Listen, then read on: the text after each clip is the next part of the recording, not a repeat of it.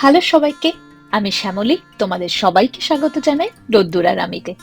দেখে তো বুঝতেই পারছো, আকাশ মেঘলা, রাস্তায় জল ভর্তি, বৃষ্টি হয়েছে। ইংল্যান্ডের একটা বড় খারাপ লাগার জায়গা হলো এখানকার ওয়েদার। উইন্টার সামার কোনোটাই এখানে ব্যাটার করে না, সারা বছরই এখানে বৃষ্টি হতে থাকে। এটা শুধু আমি নয়, আমরা শুধু ইন্ডিয়ানরা নয়, এখানে ব্রিটিশরাও কিন্তু এদের কাছে খুব বিরক্তিকর জায়গা এই বৃষ্টিটা। তাই একদিন যদি রোদ ওঠে, সবাই খুব খুশি হয়ে যায় যে আজকে অ্যাটলিস্ট রোদ উঠেছে।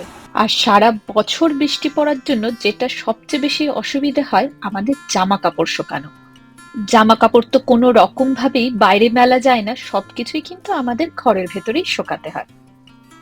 এই যে এটাই হলো জামা কাপড় মেলার র‍্যাক।